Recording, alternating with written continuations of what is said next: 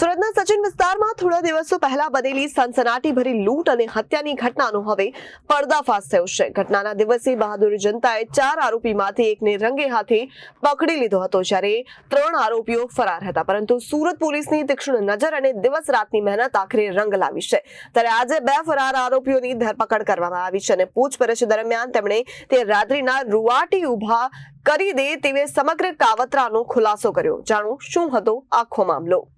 આ ઘટના સચિનના પ્રખ્યાત શ્રીનાથજી જ્વેલર્સની છે કે જ્યાં 4 સશસ્ત્ર બદમાશો લૂંટના ઈરાદે ઘૂસ્યા અને દુકાન માલિકનો ભાઈ આશીષ રાજપરા વચ્ચે આવ્યો ત્યારે બદમાશોએ તેના પર ગોળી ચલાવી, જેનાથી તેનું મોત થયું. આ દરમિયાન સ્થાનિક યુવાન નાઝીમ શેખે બહાદુરી બતાવી અને એક આરોપીને પકડી લીધો, જેને જનતાએ માર માર્યો અને પોલીસને સોંપી દીધો. ત્યારે સુરત ક્રાઇમ બ્રાન્ચની ટીમે કાવતરાની ઊંડાણ સુધી પહોંચવા માટે બિહાર સુધી પોતાની જાળ ફેલાવી. સતત CCTV footage, call detail record, ગુપ્તચર નેટવર્ક દ્વારા 2 ફરાર આરોપીઓની ધરપકડ કરવામાં આવી અને ત્રીજાની શોધ ચાલુ છે અને પોલીસનો દાવો છે કે તેની પણ ટૂંક સમયમાં ધરપકડ કરવામાં આવશે. ત્યારે આરોપીની કબૂલાતમાં કહ્યું કે તેઓ 3 દિવસ સુધી દુકાનની રેકી કરી. પકડાયેલા આરોપીએ પૂછપરછમાં જણાવ્યું કે તેણે ઘટનાના 3 દિવસ પહેલા સુરત પહોંચ્યા અને સંપૂર્ણ દુકાનની રેકી કરી. તેઓ મોબાઈલ વગર ફરતા હતા, જેથી તેઓ શોધી ન શકાય.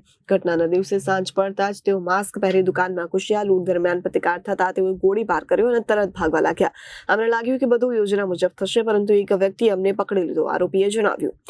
જનતાની બહાદુરી અને પોલીસની સતર્કતાને કારણે ગુનાહિત નેટવર્ક તૂટી ગયું છે. આ કિસ્સો ગુનાની ઊંડાઈ તો દર્શાવે જ છે, પણ એ જ સત્ય જણાવે છે કે જો જનતા જાગૃત હોય અને પોલીસ સતર્ક હોય તો સૌથી ચાલક ગુનેગાર પણ લાંબા સમય સુધી છટકી શકશે નહીં. હવે જોવાનું એ છે કે ત્રીજો ફરાર આરોપી ક્યારે પકડાશે.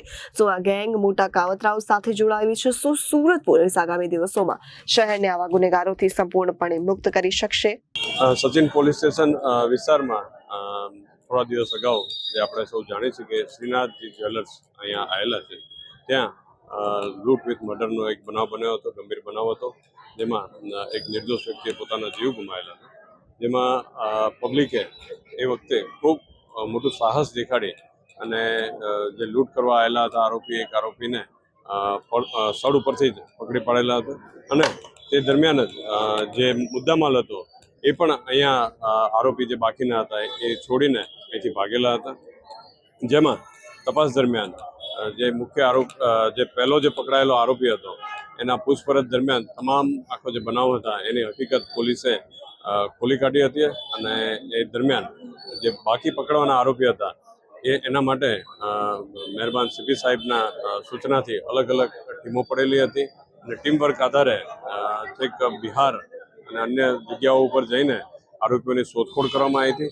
આવો ગંભીર બનાવ બનેલો હોય અને આ ટાઈપના આરોપીઓ હોય, જેથી તેઓ પોતાને છુપાવવા માટે ખૂબ પ્રયત્ન કર્યા, પણ પોલીસે અથાગ મહેનતથી એ લોકોને પકડી પાડેલા છે અને આજરોજ એના જે રિમાન્ડ ઉપર છે આરોપીઓ, નામદાર કોર્ટ તરફથી પણ પોલીસને ખૂબ સહકાર્ય અને જેટલા રિમાન્ડ માગ્યા હતા એ પ્રકારના રિમાન્ડ પણ આપવામાં આવેલા છે, જેથી તપાસમાં અમારા દોર સારી રીતે ચાલી શક્યા છે.